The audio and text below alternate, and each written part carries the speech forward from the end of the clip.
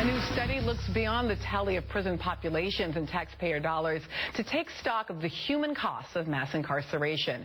Over the course of a year, researchers from the Ella Baker Center for Human Rights, Forward Together, and Research Action Design worked with 20 community organizations to interview hundreds of formerly incarcerated persons, their families, and their employers.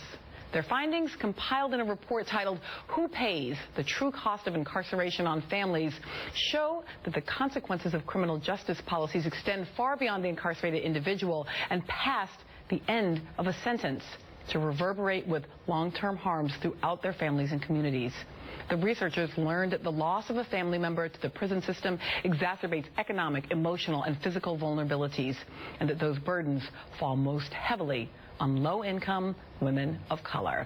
Back with me is Representative Barbara Lee from California, MSNBC contributor E.J. Dionne. And joining us now is also Wade Henderson, President and CEO of the Leadership Conference on Civil and Human Rights, and Mark Maurer, Executive Director of the Sentencing Project. And Mark, I want to start with you, basically just to get to this question that is the report. Who bears the costs of incarceration? Well, you know, we often forget the day that a person is sentenced in the courtroom, it's not only that person, but his or her entire family is bearing some of that burden. The person goes away for a few years. In most states, most prisoners come from urban communities. Most prisons are built in rural communities, often hundreds of miles away from home. So now we say, well, it's very important for people in prison to keep up ties with their family, and yet we make it very difficult for them to do that. So if you want to go and visit your loved one in prison, you need a good car to get there. You probably have to pay for a hotel. If you want to get a phone call home, prisoners have to call collect at exorbitant rates. So you're constantly balancing, do I buy milk and groceries for kids, or do I take a call from my husband in prison? And that's a terrible choice to have to make. That idea that that people who are incarcerated come from poor communities and families most frequently, and then those poor communities and families end up also bearing those costs. And so, Wade, part of what's happened in this kind of shift around our incarceration language has been an economic discourse. So I remember, if you were a criminal justice reformer 15 years ago, it was the prison industrial complex and how there was big money to be made in the system. And now we're hearing, oh, it's just a bad investment for localities. And so I guess I have a little bit of a hard time balancing any of this as an economic rather than an ethical question. Well, there is an extraordinary economic underpinning to the prison industrial complex, but I think Ta-Nehisi's article, as well as the Ella Baker report, really underscore three things. One, there is consequence at the intersection of policy on criminal justice reform and as well as unconscious bias and a structural inequality. Secondly, there is a huge issue with respect to the voting participation of individuals in their communities. And unless we restore the Voting Rights Act, the idea of seeking reform, as I think these articles emphasize, going to be difficult to achieve. And then thirdly, every member of Congress on the Judiciary Committee should be required to read these articles and this report, because I really think they paint a picture both powerful and compelling, and provides insight on how the unintended consequences of mass incarceration really undercut the ability to achieve meaningful reform in the communities which are affected by it. You know, the way that you've sort of put these two together, Coates' piece and this Ella Baker piece, feel to me very much like the Ferguson report of kind of our national incarceration story, because we can see that 63% of family members who are paying the cost of conviction, 83% of those are women. We see that families go into debt. 1 in 3 families go into debt because of the phone calls and visits that you were just talking about.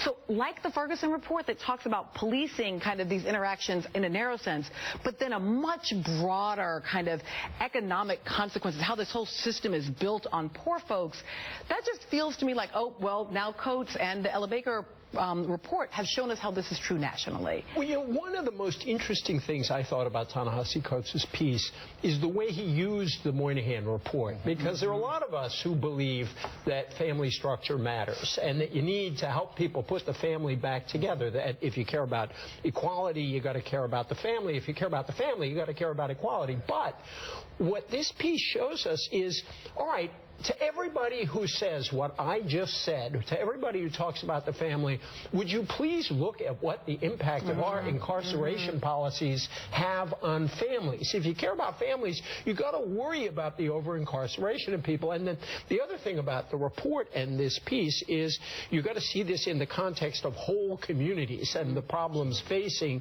whole communities. And, you know, I'm a family guy, but I know it's not just the family. Right. And The so I family think exists putting within these that community. things together is really advances the discussion we're having of over-incarceration in the country. Let me give first a shout out to the Ella Baker Center. They're located in Oakland, California, and they're doing phenomenal work. Yeah. Phenomenal work.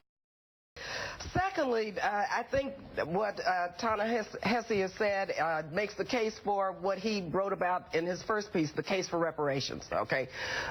Secondly, let me put a couple of things in context in terms of public policy, in terms of our incarceration rates. First, formerly incarcerated individuals who are out now, who were incarcerated for a drug conviction, denied Pell Grants. We have legislation trying to unravel that. That's wrong. Secondly, ineligible for life, drug offenses, or food stamps, SNAP benefits.